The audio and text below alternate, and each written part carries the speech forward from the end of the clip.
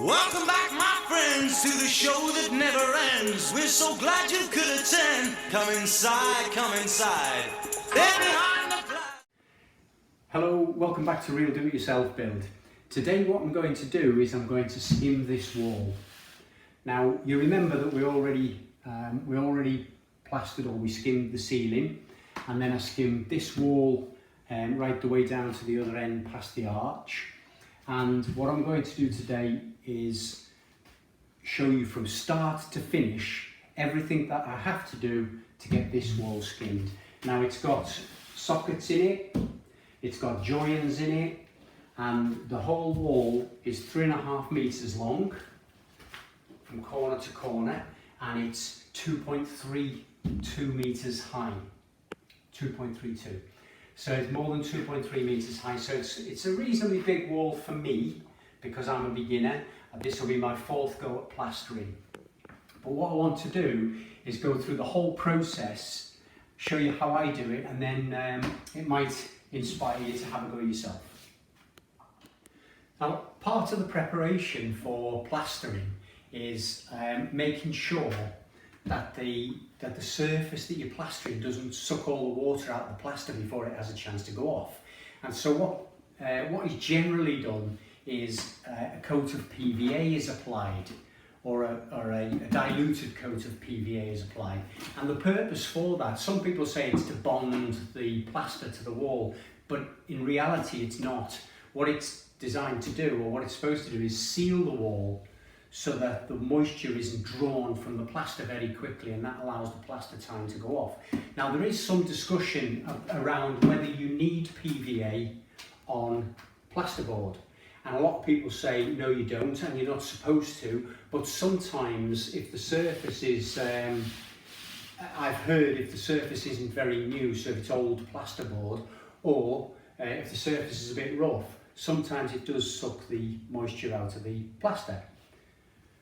So some people say that you do need to put PVA on. Me personally, I don't know one way or the other, so I've been putting it on just to be on the safe side. Now one thing's for sure, this wall here has been plastered. So at least this very edge here, I'm going to run PVA down the side of that to make sure that when we go right into this corner it doesn't draw. I'm not sure that it would, but what I don't want is to have any difficulties. As a beginner, I don't need to be creating any problems for myself, so I want to make it as simple as possible. So I'll be putting PVA up this side, PVA right across the corner of the ceiling and the wall, and I've already put PVA on the plasterboard just to be safe for myself, even though I'm sure there'll be plenty of people who will like to comment that I don't need to do that. Right, I've got a mix here of 3:1 PVA, 3 parts water, 1 part PVA, and I'm going to just put that on the corners just to make sure that I don't end up with a problem when I plaster right up to that wall.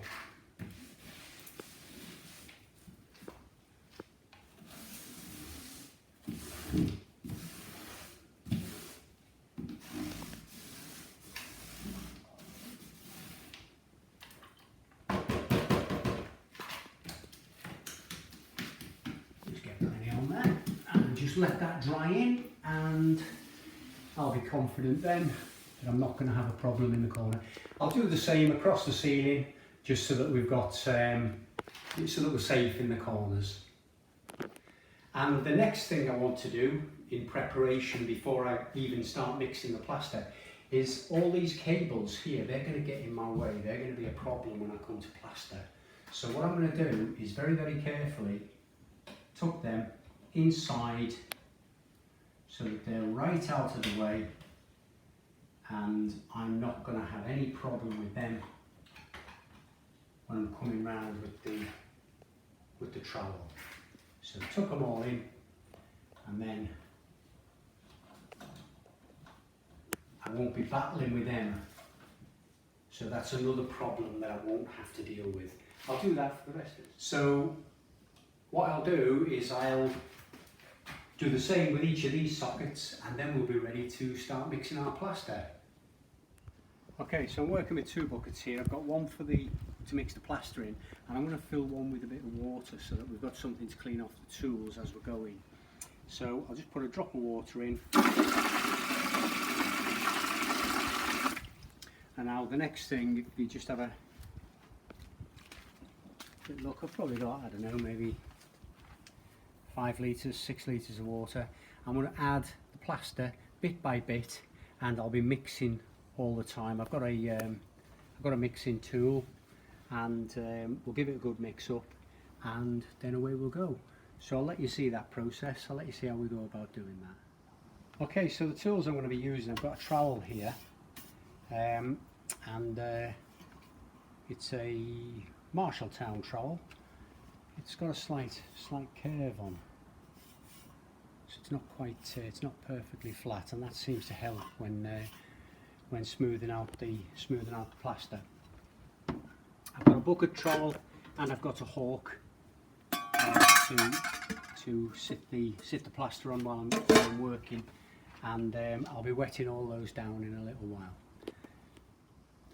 The plaster I'm using is multi-finish, and I'm just going to skim the plasterboard. So all I'll be doing is putting on one coat, one skim, and then I'll be smoothing that off, and then that'll be ready for us to paint. Now there is some argument or some discussion amongst plasterers as to whether you use 1 coat or 2 coat, and if you use 2 coats then it's much easier to smooth off at the end. But what I'm intending to do is try and get it as flat as I can when I put it on, and all I'm intending to do is skim. So I just want to put a couple of millimetres on, and then try to smooth that out. And it worked the other 2 times so far, so that's what I'll be doing. So the way I'm going to do this is, the way it recommends is add the water to the bucket, which we have done, and then I'll be adding the plaster, and then mixing each bit in thoroughly before we add the next bit.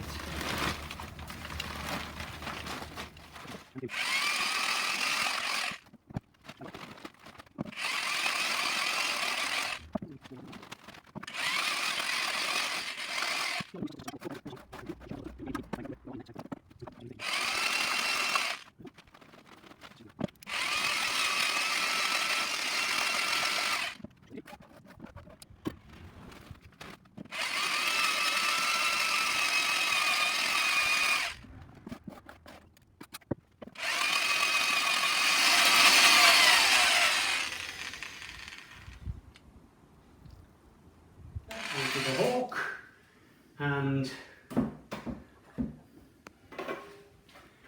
away we go. Let's just get going with this.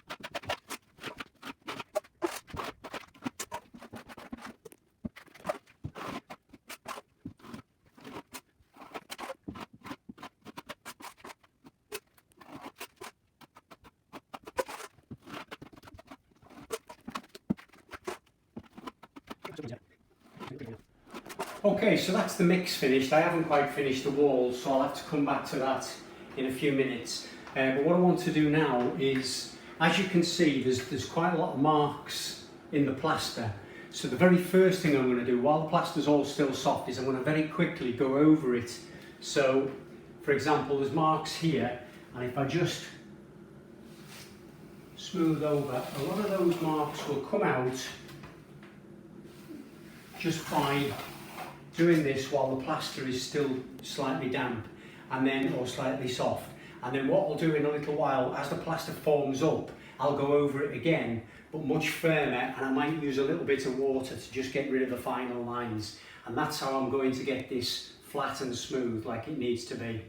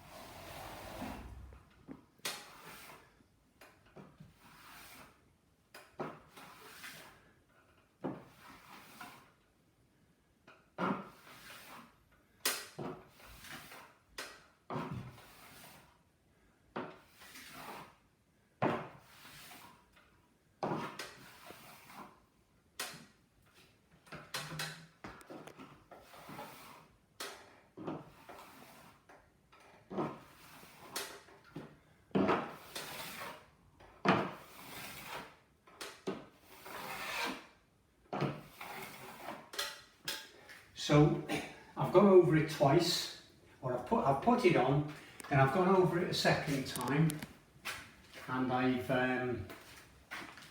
was just looking there, I've got a little wet patch, I thought it was a lump. And then I've gone over it the second time while it was still soft, and I've waited till it was firm, and I've taken out some of the final little lines using water. Now what I'm going to do is this last little piece. Now, because I ran out of plaster before, it means I'm having to join onto something I've already plastered. So the way I'm going to do that is I'm going to make sure that I wet that area so I can get a nice smooth join. So just give that a quick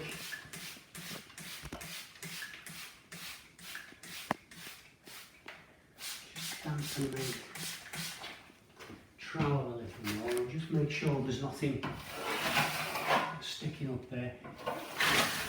The original plaster's still not fully set, but I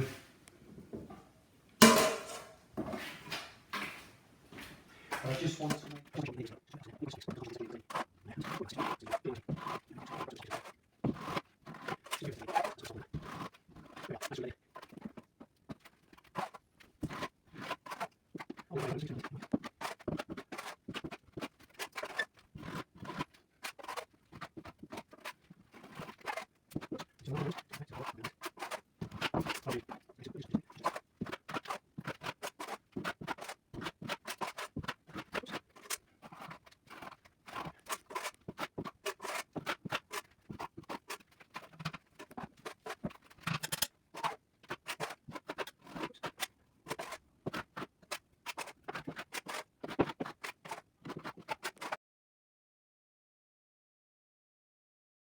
at this end, just wait till that just firms up a little, and I'll be able to take those lines out and then give it another 15 minutes or so, and then I'll be able to get the final polish on it with perhaps with a little bit of water.